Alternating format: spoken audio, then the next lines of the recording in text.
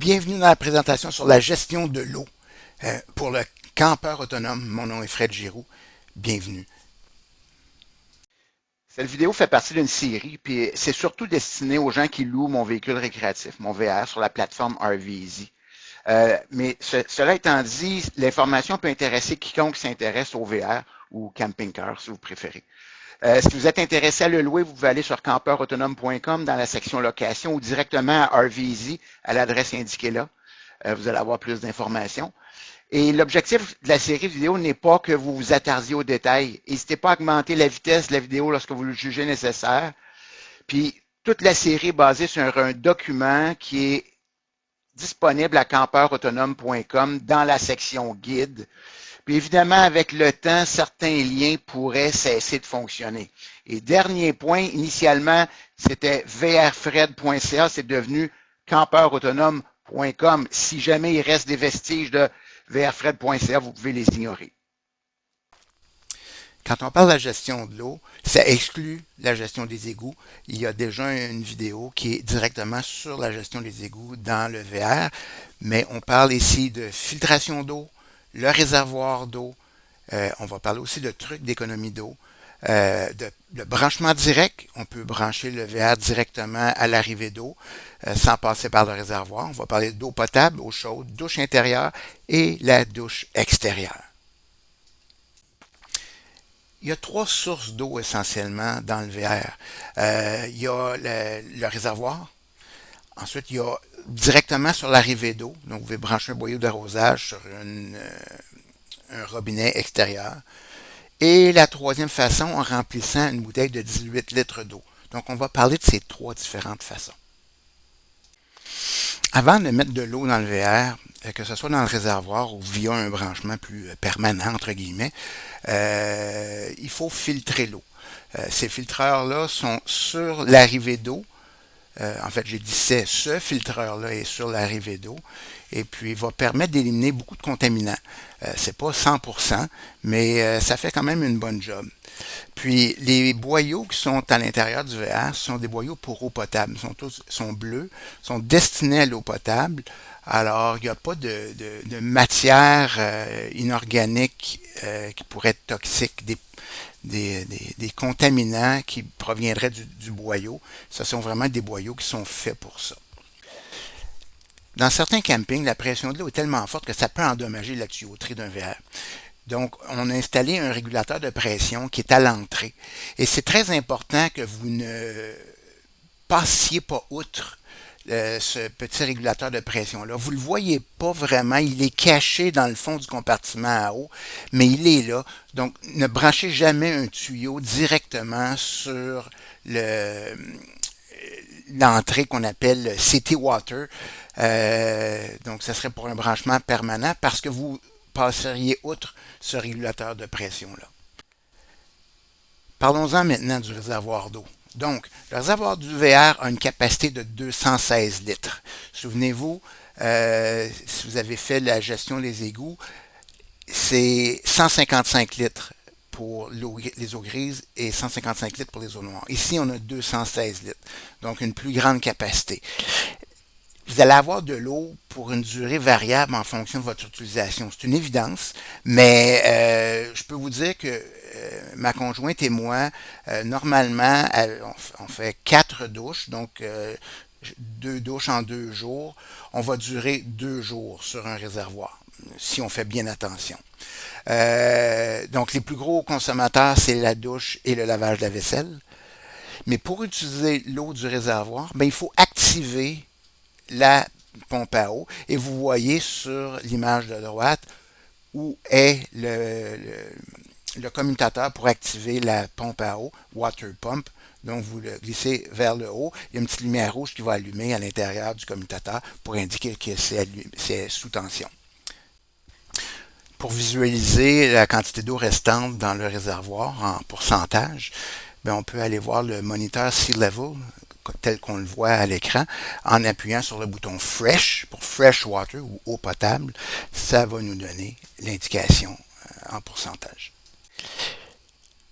lorsque le réservoir est presque vide ou vide carrément, et ça vous allez l'entendre, là, ça commence à faire des bruits d'air, puis quand vous ouvrez l'eau, il y a de l'air qui sort, ben toujours mettre la pompe hors tension, parce que autrement ça pourrait brûler la pompe à la longue.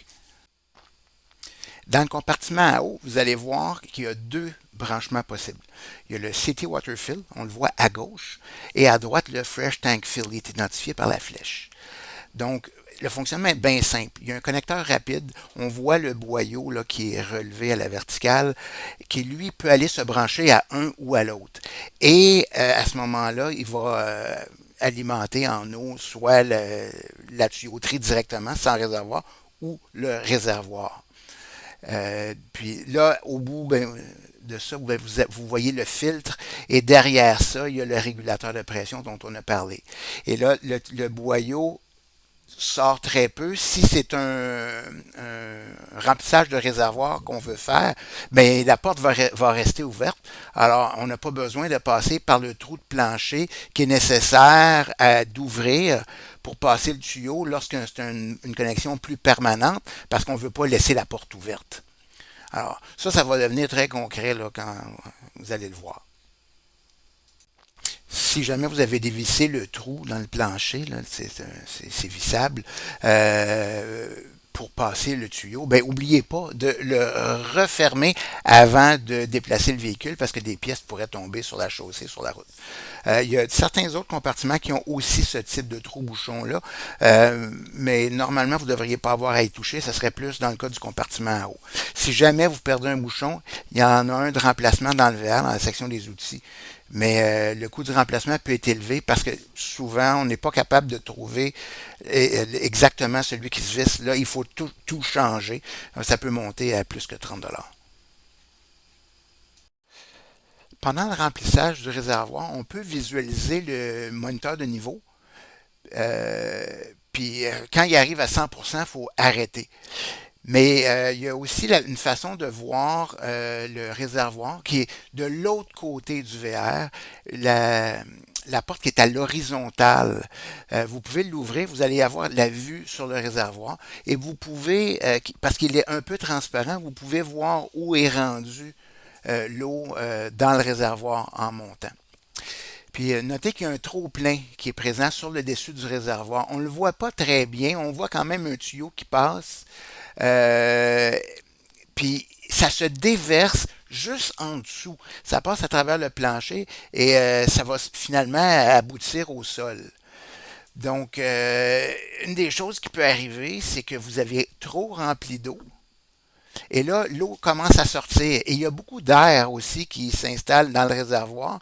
Et il y a un effet de succion qui va arriver. Et ça va faire sortir beaucoup d'eau. Et ça, ce phénomène-là est encore pire dans les côtes. Fait que pour prévenir l'effet de succion, remplissez à la fin, là, quand vous arrivez plus vers la fin, remplissez lentement à la fin, puis essayez d'arrêter avant que ça coule. Parce que si ça a commencé à couler, ça va avoir tendance à continuer à couler. Puis c'est possible que vous perdiez de l'eau à l'occasion. Euh, un séjour dans les Rocheuses m'a fait sacrer parce que souvent je perdais la moitié de mon eau en arrivant à destination avec les côtes et tout. Alors ça fait que j'ai installé une petite valve. On voit la valve en question qui est directement sur le tuyau de trop-plein. Là, présentement, elle est en position ouverte. On pourrait la mettre en position fermée. Mais faites bien attention avec ça. Il est préférable d'utiliser les autres méthodes. Mais parfois, on veut avoir beaucoup d'eau pour toutes sortes de raisons, ou on va être dans un environnement avec beaucoup de côtes et on ne veut pas perdre notre précieuse eau.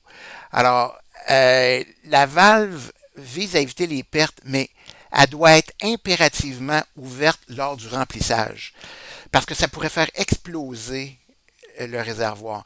Parce que l'air pardon, pas l'air, mais l'eau va rentrer dans le réservoir et l'air ne pourra pas s'échapper.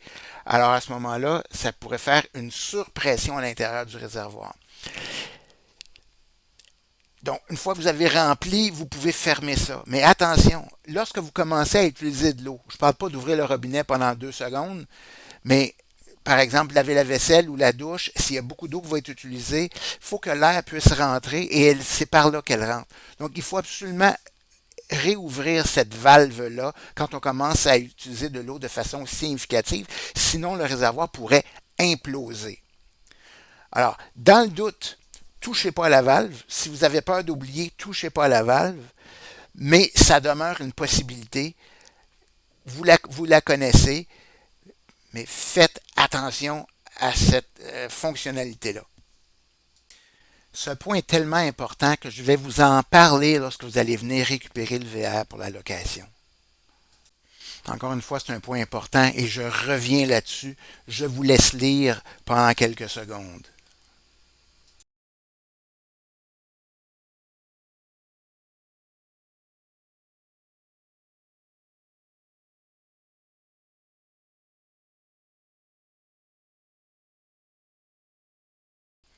On passe maintenant à la démonstration.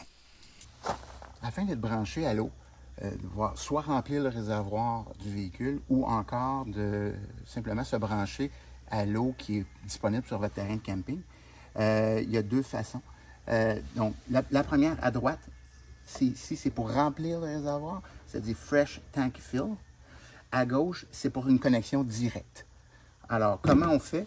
Bien, tout simplement, on vient avec celui-ci se connecter où on a besoin. Donc, si on veut remplir le réservoir, encore une fois, c'est celui-là. Si on veut se connecter directement à l'eau municipale ou du camping, c'est ici. Donc, c'est ce qu'on appelle en bon anglais un quick release. On fait juste le rentrer en place, s'assurer que ça soit bien hermétique. Et voilà. Sur ce tuyau-là, il y a un filtre qui est ici. Ce filtre-là, bien évidemment, il va filtrer l'eau que vous amenez au VR. Donc, si vous l'outrepassez, bien, à ce moment-là, l'eau ne sera pas filtrée. Dans certains campings, c'est extrêmement important que l'eau soit filtrée parce qu'il peut y avoir des légers débris et c'est moins agréable. Cela dit, on ne boit pas normalement l'eau qui vient du réservoir. Quand l'eau vient directement de la ville, là, on peut la boire parce qu'elle est normalement fraîche. Elle n'est pas restée stagnante dans le réservoir pendant X temps. Donc, ensuite, pour se brancher, vous sortez ce tuyau. Okay? Et là, ben, vous allez dire, ouais, je ne peux pas me brancher avec ceci au robinet. Bien, effectivement, il y a un autre tuyau que j'avais préalablement sorti. Vous le prenez, vous branchez au bout. Et là, vous allez vous connecter. Si vous vous connectez à l'eau du camping pour une connexion permanente, bien, vous devrez dévisser ici ce compartiment, bien, ce bouchon. Et là, vous allez pouvoir tout simplement passer le tuyau ici et le passer par en dessous et venez vous rebrancher encore une fois ici. Si vous ne faites pas ça, c'est que vous ne serez pas en mesure de fermer le compartiment. D'accord? Alors, je vais le laisser ici. Je me branche, encore une fois, et avec l'autre bout, je peux me brancher au robinet. En général, vous allez en avoir assez long avec cette longueur-là. Par contre, c'est possible que non. Alors, dans le compartiment voisin, il y a une extension de boyau de 15 pieds ou grosso modo 5 mètres. Alors, l'eau a été ouverte. On entend clairement l'eau circuler à l'intérieur. Encore une fois, de ce côté ici, ça remplit le réservoir. Il faut être très prudent quand on remplit le réservoir parce qu'une fois qu'il est plein, il y a un débordement qui va se faire. Je vais vous montrer tout à l'heure. S'il était connecté ici, à l'eau de la ville, on ne l'entendrait pas à moins que les robinets soient ouverts parce que ça outrepasse complètement le réservoir. Et cela dit, c'est très important de fermer la pompe lorsqu'on est branché à la ville parce que ça peut l'endommager. Donc, la pompe, on en a besoin seulement lorsqu'on utilise l'eau du réservoir. Lorsqu'on regarde de plus près, on voit au fond un régulateur de pression. C'est parce que dans certains campings, la pression est vraiment trop haute. Alors, avec ça, on protège le système pour pas que les tuyaux éclatent. Alors, ça limite la pression qui entre dans le véhicule. Quand on remplit le le réservoir, on n'aurait pas besoin comme tel, mais j'ai fait une connexion permanente pour que les gens évitent d'oublier. De l'autre côté, vous avez, si vous êtes curieux, c'est tout simplement un compteur de litres d'eau. Alors, vous pouvez mesurer votre consommation d'eau si ça vous intéresse. Dans le compartiment, vous avez aussi une douche extérieure que vous pouvez ouvrir ici. J'attire votre attention, et ça peut sembler une évidence, mais ne pas utiliser de savon à l'extérieur. Vous avez aussi dans le compartiment du Purell, ça c'est pour quand vous gérez les égouts, parce que c'est ici aussi que vous avez les manettes pour les égouts, les eaux noires et les eaux grises. Vous avez des gants supplémentaires. Vous avez aussi un pistolet si jamais vous avez besoin d'arroser quelque chose. Ça ici, c'est une pompe pour pouvoir prendre l'eau qui provient d'un réservoir portatif et la faire entrer dans le réservoir. Si jamais vous en avez besoin, ben c'est quand même assez simple. Donc, vous prenez le gros réservoir 25 litres qui est fourni avec le VR et vous branchez les tuyaux là-dessus et vous allez pouvoir aspirer l'eau avec une drill, une perceuse qu'on met au bout qui est incluse dans le véhicule et que vous allez pouvoir envoyer l'eau à l'intérieur du réservoir. Dernier point ici, vous avez, si vous êtes de nuit, vous avez aussi une lumière ici qui va vous aider à mieux voir. De l'autre côté du véhicule, on voit dans un compartiment qui est fait à l'horizontale, on voit le réservoir ainsi que la pompe. Donc, on voit le réservoir qui se remplit. Donc, vous voyez là, qui fait des vagues, c'est l'eau. Donc, le réservoir est encore loin d'être plein. On voit ici la pompe. Et de l'autre côté, c'est un absorbeur de choc pour diminuer les coûts à l'intérieur de la plomberie. Ici, vous avez un filtre. Donc, une fois qu'on coupe l'eau, qu'il n'y en a plus, on peut dévisser ça pour le nettoyer. Je le fais régulièrement, mais si vous avez une location à long terme, c'est possible qu'il y ait des débris là-dedans et que vous ayez à le nettoyer vous-même. Lorsque le réservoir est plein, on va voir la ligne, là, elle va monter vraiment près. Elle peut déborder parce qu'il y a un trop-plein sur le dessus. Il va sortir par ce tuyau-ci. Okay? Donc, il y a beaucoup d'air qui est évacué du système et ça peut faire en sorte que l'eau est siphonnée à l'extérieur. Donc, avant d'atteindre le maximum, fermez l'eau. Si vous avez vraiment besoin de vous rendre au maximum parce que vous dites je vais être 2-3 jours ou plus sans avoir accès à me remplir, à ce moment-là, finissez le remplissage très tranquillement et ça va diminuer le risque que toute votre eau se siphonne par ce tuyau-là. Il y a une valve qui est ici, qui est une valve que j'ai ajoutée moi-même, qui n'était pas sur le véhicule au départ, et il y a une très bonne raison pour ça. Je vous avoue que j'étais tanné dans les Rocheuses de perdre mon eau constamment. Alors, ce que j'ai fait, j'ai installé cette valve-là.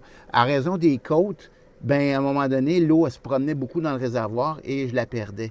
Donc, on peut fermer la valve, mais il faut toujours la garder ouverte pour remplir. Et il y a un risque, si vous la fermez, c'est que soit que le réservoir explose ou qu'il implose. Parce que quand l'air rentre avec l'eau, il pourrait exploser.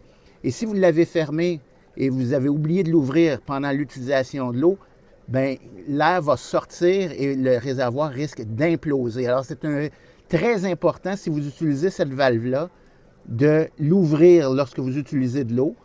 Une fois, là, pour se laver les mains, ça ne pose pas de problème, mais faut quand même faire très attention, là, si vous êtes arrêté pour un bout, là, pour la soirée, là, assurez-vous d'ouvrir la valve.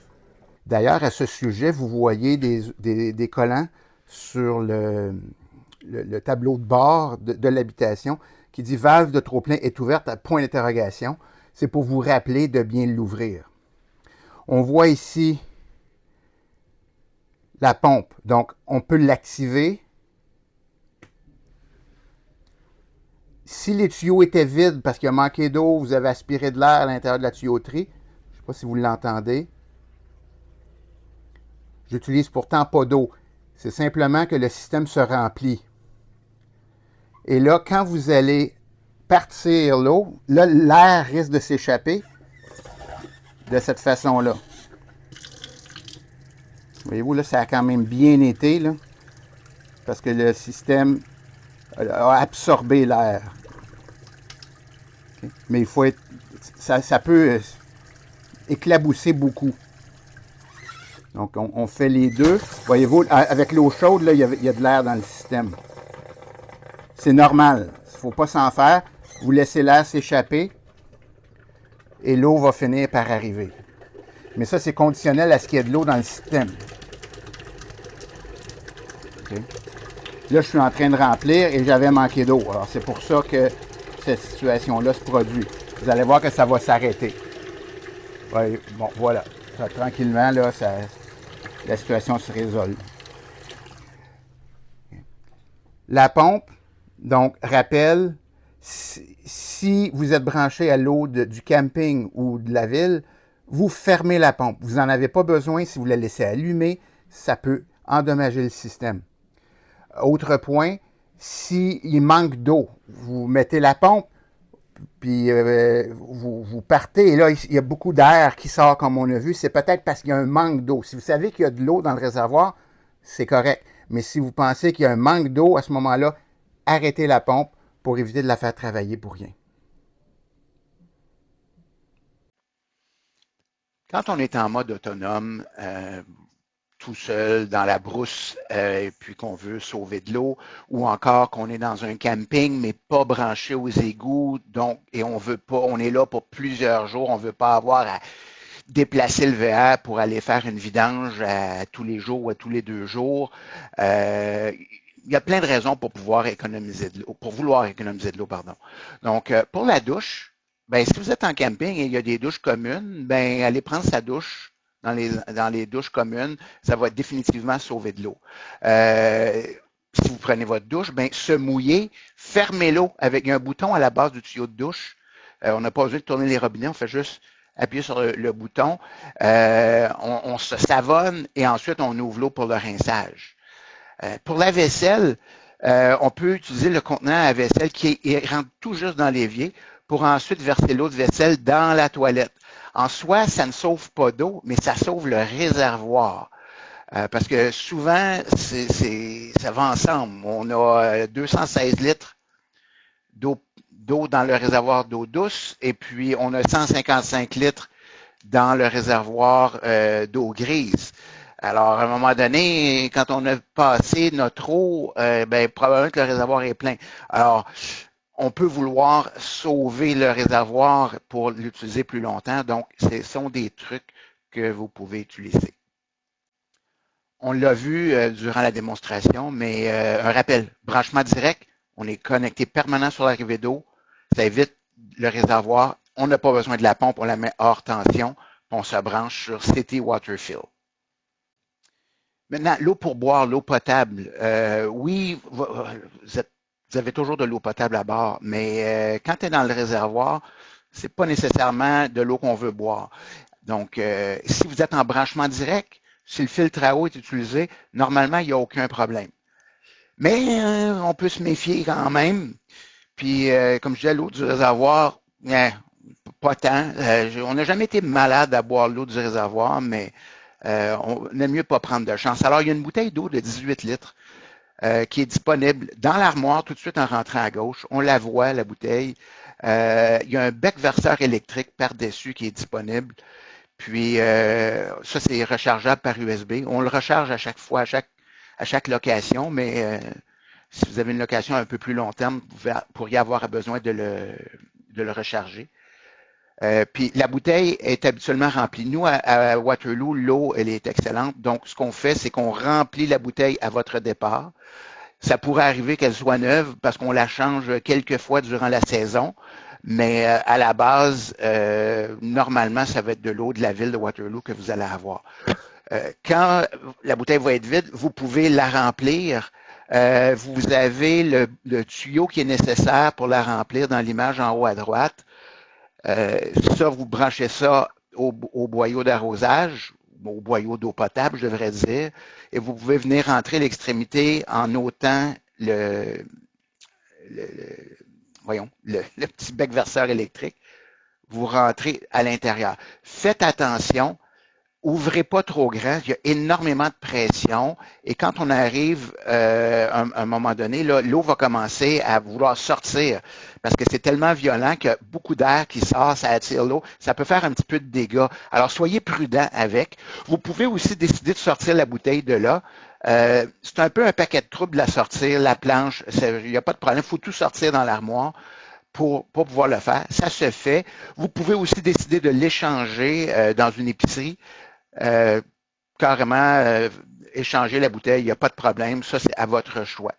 Mais si vous avez confiance en l'eau du camping où vous êtes, ben il n'y a aucun problème à la remplir avec cette eau-là. J'ai précédemment mentionné qu'on essaie d'éviter de boire de l'eau qui provient du réservoir. Alors, pour boire, il y a un réservoir de 18 litres qui est dans l'armoire juste à l'entrée avec un bec électrique ici. Donc, vous pouvez tout simplement appuyer sur le bouton et avoir l'eau qui vient avec. Normalement, on le charge avant que vous partiez. Ça dure assez longtemps, mais si jamais il est déchargé, c'est simplement une prise USB. Il y a plein de fils pour le brancher. Le réservoir d'eau, ce n'est pas toujours de l'eau qui provient de l'épicerie, déjà embouteillée. Très souvent, c'est de l'eau de l'aqueduc municipal ici à Waterloo que je mets à l'intérieur pour le remplir. Donc et à l'occasion, je le change pour un neuf. Cela dit, je rappelle que si vous êtes branché directement au camping et vous avez confiance en l'eau du camping, il n'y a aucun problème à en boire l'eau. Alors, santé! Bien qu'on vous encourage à utiliser l'eau de la bouteille de 18 litres, on prend quand même certaines précautions avec le réservoir. On le vide complètement à chaque retour de location ou à chaque voyage. On le désinfecte régulièrement avec de l'eau de Javel. On laisse reposer pendant 8 heures. On fait circuler la solution javelisée dans la tuyauterie. Alors, il n'y a pas de problème, il y a une recette pour faire ça. Puis si jamais vous pensez que vous avez ajouté de l'eau qui peut être contaminée ou quoi que ce soit, bien, communiquez avec nous, on va vous indiquer comment faire pour désinfecter. Dans la plupart des stations de vidange, il y a un boyau d'eau pour pouvoir rincer les tuyaux. Normalement, il y a un avis qui dit que l'eau n'est pas potable. En réalité, l'eau est probablement potable, mais ce qui est fortement contaminé, c'est le boyau. Alors, il ne faut jamais utiliser ces boyaux-là pour remplir le réservoir ou boire de cette eau-là. Parlons d'eau chaude. Alors, le réservoir d'eau chaude est petit si on compare avec un réservoir de maison. Il contient 6 gallons ou 22,8 litres. Ça peut sembler vraiment pas beaucoup, mais avec un chauffage au propane, c'est vraiment très performant. Alors, évidemment, si vous prenez une douche qui dure 10 minutes, ben ça va se terminer à l'eau fraîche, mettons, mais elle va être vite réchauffée. Mais c'est possible aussi d'activer le mode électrique et propane en même temps, ce qui va devenir beaucoup plus performant. Alors, si jamais vous voulez ouvrir ou démarrer le mode électrique, vous allez au panneau de disjoncteur et ça va être le premier en commençant par la droite dans les disjoncteurs de 120 volts. Cela étant dit, j'ai comme plan d'ajouter une prise très claire pour activer le chauffe-eau en mode électrique, mais à ce jour, ce n'est pas fait. Donc, pour activer le chauffe-eau en mode propane, ça c'est plus clair, c'est sur le panneau de contrôle. On voit Water Heater On-Off. On appuie sur le bouton On. Et puis, la lumière juste à droite, c'est une lumière rouge qui va allumer pendant un certain temps. Cette lumière rouge-là est vraiment importante.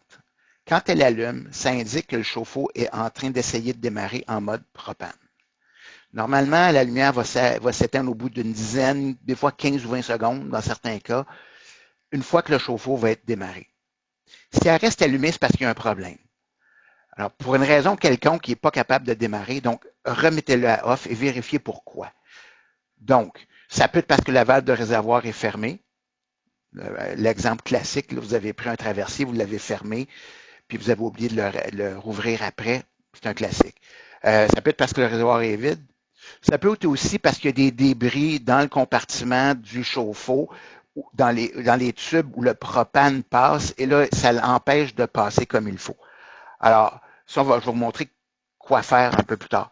Donc, ça, c'est les causes qui peuvent faire en sorte que ça ne marche pas. Donc, si la lumière rouge allume, il y a un problème, sauf pour le temps que ça démarre. Donc, ça va. Et quand vous démarrez le chauffe-eau, toujours s'assurer qu'il y a de l'eau dans le réservoir. Si vous êtes en mode électrique, puis il n'y a pas d'eau dans le réservoir, ça va prendre quelques secondes et l'élément électrique va brûler. Si c'est au propane, c'est plus tolérant, mais il n'y aura pas d'eau pour absorber la chaleur et après un certain temps, ça peut faire en sorte, ça peut faire briser le réservoir d'eau chaude. Ça peut le faire craquer. On a quand même du temps pour s'en rendre compte. Mais en mode électrique, ça ne pardonne pas. Alors, toujours s'assurer qu'il y a de l'eau. Vous pouvez ouvrir l'eau chaude avant d'allumer le réservoir d'eau chaude pour s'assurer que l'eau circule bien. La performance du chauffe-eau maintenant. Bien, tout d'abord, avant même de parler de performance, je veux juste vous mentionner, il ne faut pas confondre le bouton Water Heater, donc qui est chauffe-eau, et Tank Heat. Ça sert à activer des éléments chauffants dans les réservoirs d'eau grise et noire quand il y a des risques de gel. C'est vraiment pas la même chose. C'est deux boutons qui font absolument pas la même chose. Donc maintenant, pour la performance. Donc, le temps que ça va prendre pour avoir de l'eau chaude lorsque vous êtes en mode propane, si vous partez de l'eau, la température pièce, ça va être environ 10 minutes. Ça va rester chaud pendant plusieurs heures si vous éteignez le chauffe-eau après utilisation. Je vais vous donner un exemple. Vous mettez le chauffe-eau le matin, vous faites la vaisselle, vous lui permettez de se réchauffer à nouveau, ce qui est vraiment pas long. Le temps d'essuyer la vaisselle, c'est fait. Vous le mettez à off.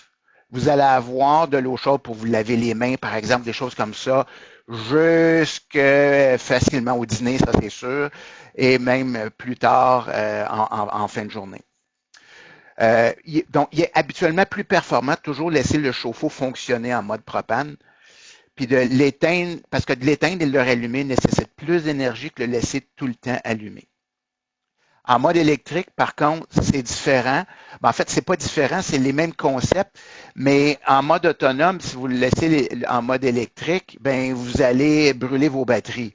Alors, ça, c'est préférable de ne pas utiliser le mode électrique lorsque vous êtes en mode autonome, de toujours utiliser le mode propane. Si vous êtes branché à l'électricité du camping, par exemple, là, à ce moment-là, vous pourriez le laisser en mode électrique tout le temps pour sauver du propane.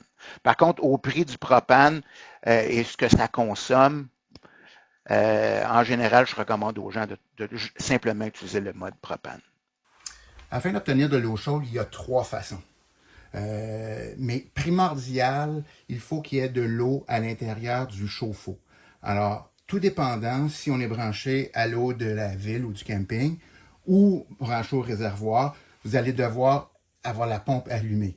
La pompe, ici, c'est seulement quand vous utilisez l'eau du réservoir. Si vous êtes branché à la ville et que l'eau circule, à ce moment-là, vous n'avez pas besoin de la pompe. Vous la fermez.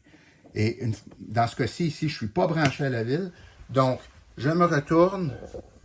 Je m'assure qu'il y a de l'eau qui coule. Normalement, il n'y a pas d'air dans le système. Là, ça indique que le réservoir est bien plein. Donc, je ferme.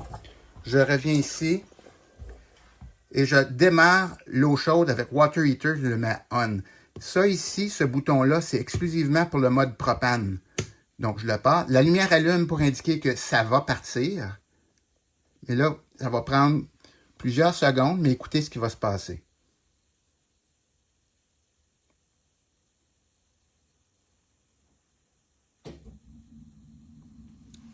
La lumière s'est éteinte et on a entendu le chauffe-eau propane qui a démarré. Si la lumière demeure allumée et que vous n'entendez pas le chauffe-eau démarrer, à ce moment-là, c'est la cause numéro 1, c'est que le propane est fermé au niveau du réservoir ou il manque de propane. Donc, allez vérifier. Okay? Donc, ça, c'est le mode propane. Okay? Je vais le fermer. Je n'ai pas besoin, dans ce cas-ci, de gaspiller du propane. Le deuxième mode, c'est à l'électricité. Il faut venir au niveau des disjoncteurs qui sont situés juste sous la base de lit. On ouvre le couvercle. excusez, pas facile. On ouvre le couvercle et celui complètement à droite. Là, présentement, il est fermé. Ça, c'est le chauffe-eau électrique. Alors, je fais simplement le partir. Il va chauffer à l'électricité.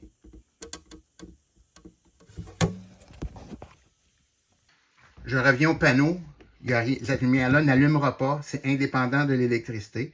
Alors, là, présentement, ça chauffe à l'électricité. À quel moment je devrais utiliser l'électricité? Essentiellement, c'est seulement lorsque vous êtes branché, parce que ça utilise 1500 watts d'énergie et vous êtes limité quand vous n'êtes pas branché à un gros maximum de 2400 watts. Alors, il ne vous restera pas beaucoup de jeu pour le reste. Donc, utilisez le propane à ce moment-là. Si j'ai besoin d'eau chaude très rapidement, à ce moment-là, est-ce que je peux utiliser propane et électricité en même temps? Oui, absolument. Là, j'ai les deux qui fonctionnent en même temps. Il n'est pas encore démarré. Il va démarrer dans quelques instants.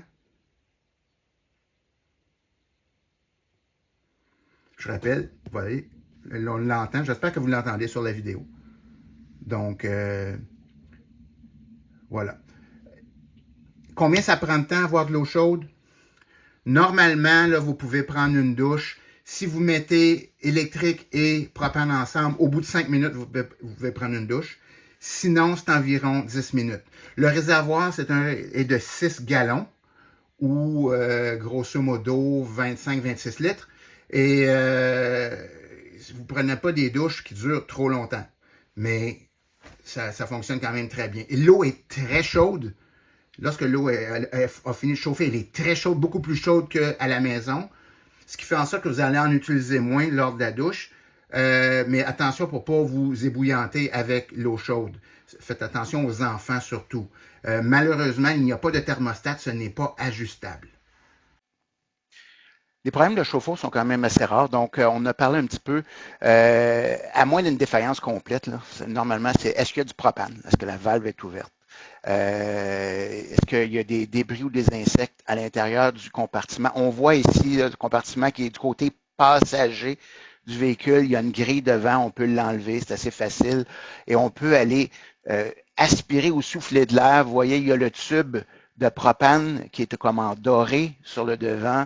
Et c'est là-dedans qu'il faut aller souffler ou aspirer pour ôter des potentiels débris. Si vous entendez un clic, clic, clic, ça indique que le chauffe-eau tente de démarrer, mais le propane ne se rend pas.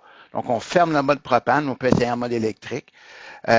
Puis, en mode électrique, il est possible que l'élément chauffant émette un silement. Si vraiment il est trop dérangeant, passez en mode propane. Ça arrive à l'occasion. La cause, c'est qu'il y a du calcaire qui se retrouve autour de l'élément. Il faut que je le nettoie. Je ne le fais pas à chaque location. Ça dépend beaucoup de où le VR a été. Est-ce qu'il y a beaucoup de calcaire qui s'est retrouvé là? Alors, ça, c'est difficile à prévoir, mais je le nettoie quand même de temps à autre. Lorsque vous voulez prendre une douche, c'est tout simple. Évidemment, ouvrez le rideau de douche. Assurez-vous que le rideau de douche est toujours, le plastique est toujours à l'intérieur. Refermez bien pour pas qu'il y ait de dégâts d'eau. C'est extrêmement important dans un VR. Ça sèche moins et c'est la grosse plaie au niveau de l'humidité dans les VR. Donc, les robinets sont assez standards. Attention, par contre, ils s'ouvrent de façon inversée. Alors, faites attention pour ne pas vous ébouillanter. Le truc avec la douche, c'est on se mouille, on se savonne et ensuite on ferme l'eau ici, tout simplement. De cette façon-là, l'eau arrête de couler, on se savonne bien comme il faut et après on recommence, on se rince. Dépendant si vous êtes très haut niveau ou pas, l'eau pourrait avoir de la difficulté à s'écouler. Alors, vous pouvez utiliser ici ce qu'on appelle en bon québécois un squeegee pour ramener l'eau vers le drain en bas, lorsque c'est nécessaire. Et vous avez plein d'espace pour mettre vos savons, cosmétiques et ainsi de suite. Et petite note concernant le drain de douche. Lorsque votre réservoir d'eau grise est plein, c'est le premier endroit où vous allez le voir. L'eau va monter dans la douche.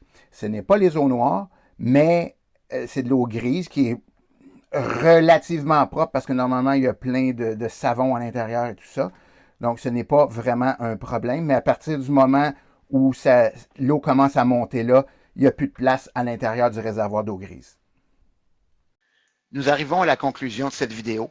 Je veux vous dire merci de l'avoir visionné, mais aussi de ne pas stresser avec les explications si ça vous apparaît complexe. Ça va devenir concret si vous louez le VR ou un VR, quel qu'il soit. Je suis juste un maniaque qui veut simplement que vous fassiez le meilleur voyage qui soit. Il y a d'autres vidéos qui sont disponibles, soit sur campeurautonome.com ou encore directement sur YouTube, à ma chaîne YouTube. Si vous avez apprécié la vidéo, c'est apprécié que vous cliquiez sur j'aime, ça me le fait savoir. Et n'hésitez pas non plus à vous abonner au canal YouTube. Et si vous avez des questions, des commentaires, n'hésitez pas à me les envoyer soit dans les commentaires de la vidéo via campeurautonome.com ou par message sur la plateforme RVeasy. Je vous souhaite une excellente journée.